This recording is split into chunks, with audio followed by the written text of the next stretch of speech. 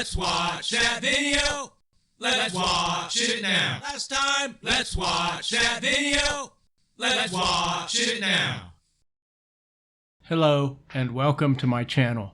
Today's episode is about a single-board computer named Le Potato. This video is part 2 of 2. But first we give thanks to the products or services that make these videos possible. Instant coffee crystals and mini chocolate donuts. Yum, yum. Opinion montage. Here are a few ideas I have for this board.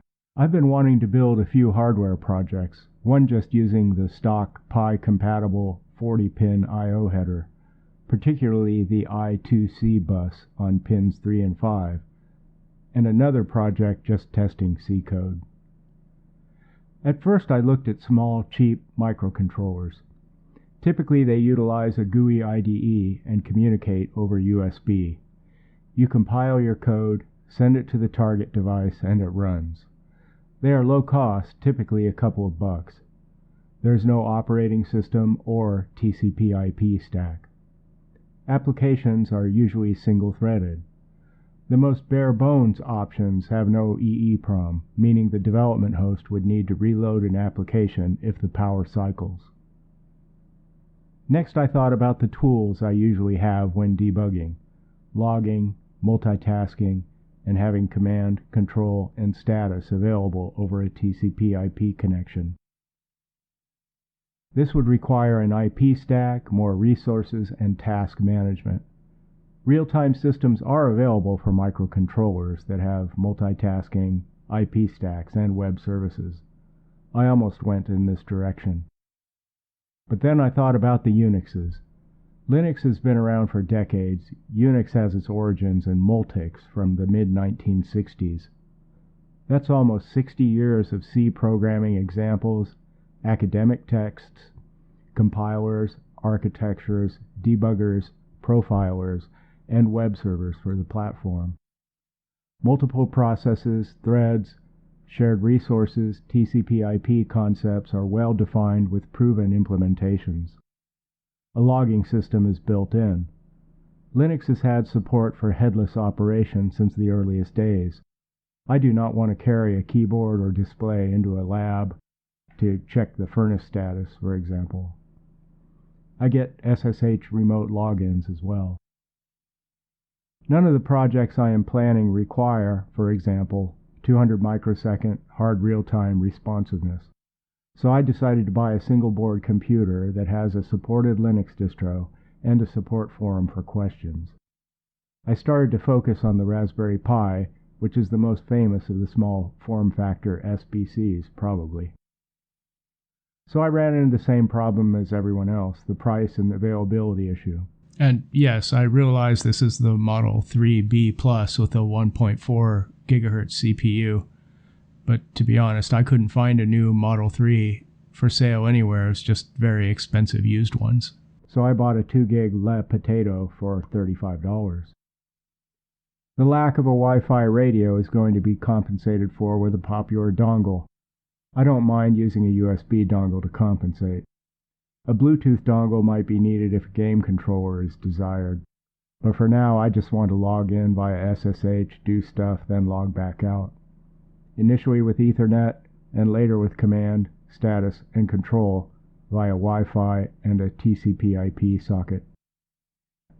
If you are old school, you might look at the 40-pin I/O header and think, awesome man, 4 8-bit parallel ports. But the Raspberry Pi-style GPIO header is a collection of functionality, a variety of general-purpose pins, serial interfacing standards, and the like. Many pins can be configured for multiple purposes. I suspect one function on one header can disable a similar function on another header, or cost another function entirely. For example, using a UART capability might remove an I2C bus and the like. Consider the following table from the ARM logic datasheet and a screenshot of the schematic. Clearly, the I2C pins have shared functions, meaning that the device overlay file, at a minimum, would need to be adjusted if the default as-shipped pin configuration requires a different mode of operation for a specific project. It may also be possible to adjust the pin modes at runtime with the GPIOD userland tools. The Linux kernel driver for the I2C functions is located at drivers I2C buses I2C-meson.c for the curious. The ability to run Windows, the built-in Wi-Fi, and built-in Bluetooth are advantages for the Raspberry Pi. The price, speed, and power consumption put Lead Potato in the lead from my perspective. Additional pros. Support includes full schematics, a device tree overlay file, and a responsive user forum on the Libra computer website. I tried to download a schematic for the Raspberry Pi 3, but it is a reduced version with the headers and connectors only. Some cons. I noticed a developer asking about I2C pull-up resistors on the SDA and clock lines. The support forum said Channel X has it enabled and showed the device tree overlay for it. They did not mention the resistance value, which is important for the signal rise times. Here we see it is 60 k ohms, about 10 times what a single I2C slave would typically require. The I2C bus pull-up resistor is typically configured by the designer. Multiple devices and line capacitance can significantly change the rise time of the clock and data signals due to the RC time constant. It's likely that a 60 k pull-up is not a one-size-fits-all solution. On Amazon, a user was annoyed by the HDMI CEC GPIOD 11 selector. His hat assembly worked on the Raspberry Pi 3, but not Lead Potato. For a future video, I am considering a loopback test using DAC ADC conversions. Here's the schematic for audio jack AJ1. It may be an error to have the right channel tied to ground.